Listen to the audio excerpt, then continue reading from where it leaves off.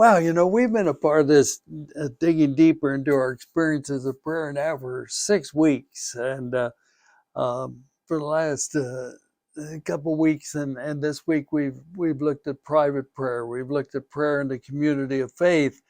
But this week, we're taking a look at the experience of prayer in public places. Now, the list of these public places are in the hundreds, but just, here's a few that I've witnessed just recently. Prayer before the meetings of city councils. Well, it's prayer before the convening of the Congress of the United States every day. Prayers before athletic events or at the conclusion of athletic competitions. Prayers before county fairs, and in my own history of rodeo, invocations at banquets and dinners of every conceivable celebration or ceremony, prayers at weddings between two people, neither of whom profess a journey of faith, etc., etc., etc. And in exploring prayers in public places, I must admit to a personal bias.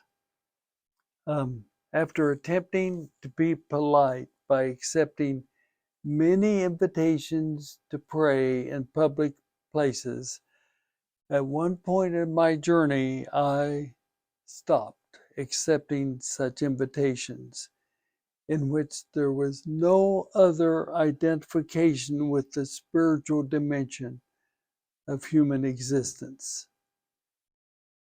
Another reason for my decision, which was often met by anger on the part of those who invited me because they had the assurance that they could deliver my presence by asking me to pray at an event. Just think through that. So therefore, the purpose of me being invited to pray was to highlight the importance of the event, not to connect with the divine. Finally, it got down to a belief issue for me to accept the role of praying an invocational prayer. You see, my belief is that God, the divine, is present at all times and in all places.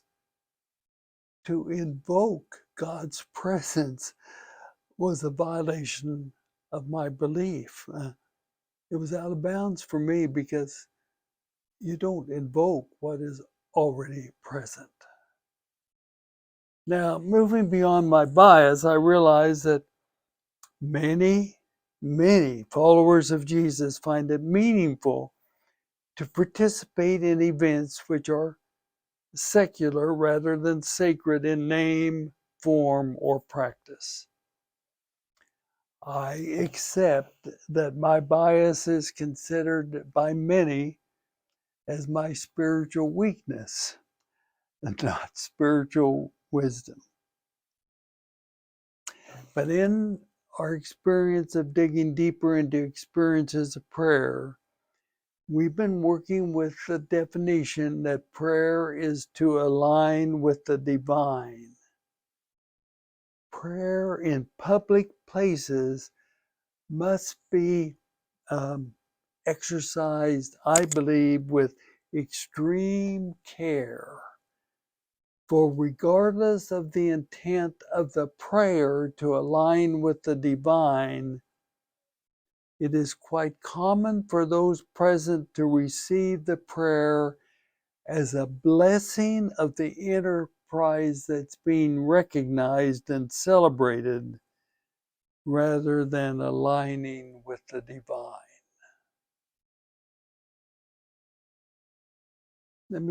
I think I want to say that again. Prayer in public places must be exercised with extreme care For regardless of the intent of the prayer to align with the divine, it is quite common for those present to receive the prayer as a blessing of the enterprise being recognized and celebrated rather than aligning with the divine. Now, many persons who support prayer in public places, many of you, I'm sure, defend this practice as an opportunity for witness. Certainly, a noble rationale for witnessing is a component of the faith journey. The problem is that if those with whom one prays are not a part of the faith community, and they often affirm hate rather than love, violence rather than care, hypocrisy rather than integrity, these persons are calloused against receiving witness, and sometimes witnessing through prayer, I believe, can be the least effective tactic of witness. You see, far too often, in my opinion, public prayer has the consequence of blessing the absurd rather than effective witness. Now, this exploration raises for me the possibility that prayer has become far too common in our culture today. For prayer is often used as a tool of power and control by those who have no involvement in and no commitment to the reign of agape love in human relationships. And therefore, public prayer can become clanging cymbals and void of effectiveness for those who choose to live apart or openly deny the reign of agape love. In 2024, those of us who follow Jesus are a minority. An outside observer would find this hard to believe, for the common usage of the practice of prayer by the faithful and unfaithful is misleading in our culture. Often when human inflicted tragedy is experienced, the common public response is, we must pray for those whose lives have been affected by the tragedy. To me, this represents a fallacy of public prayer. To align with the divine in the face of human inflicted tragedy is for the human community to address the causes of that action, not only the consequences for those who suffer. You see, aligning with the divine agape love is never being satisfied with only supporting those who are hurt and doing nothing to prevent the human inflicted tragedy from continuing time and time again. Arthur Kulaw, Bishop in Liberia, is a dear friend of mine, and he and others saved me from falling into the hands of rebel forces in 1992. The rebellion that took place in Liberia was so tragic. And Arthur was asked to come to a prayer event 25 miles outside of the capital of Monrovia to pray for those who had suffered the afflictions of the rebel, including the slaughter of 600 women and children who were hiding behind a walled fence around an area of a church building. Arthur, instead of offering a prayer, invited those who came to walk with him in protest to Monrovia, 25 miles away. A score of the faithful choose to walk with Arthur. Several hours later, scores became hundreds, then hundreds became thousands, and as they entered the outskirts of Monrovia, they were confronted by the rebels who had guns.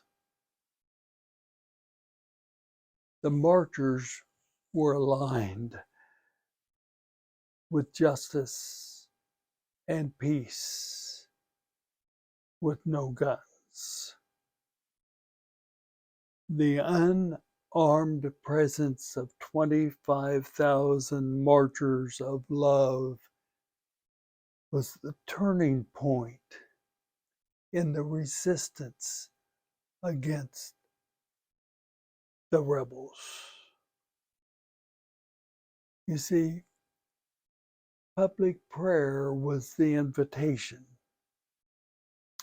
The response was confronting the source of what had killed thousands of innocent Liberians with the presence of agape love. See, it could have been a time of public prayer and everyone would have been satisfied. For public prayer for those who had suffered and the families that suffered the atrocities was a common invitation. But instead, the public prayer was to walk, to align with the divine. He started a march. You see, aligning with the divine is to align with justice, mercy, and peace, not just a verbal public prayer to be offered. There's a lot there. Questions for your journey. What is your response to the understanding that prayer to align with the divine is a practice of the faithful, not the property of the public? When have you seen public prayer as an effective witness for the way of love? And finally, when have you seen public prayer used as an endorsement of hate, injustice, and division in the human community? It's a provocative journey. Thank you for being a part of it.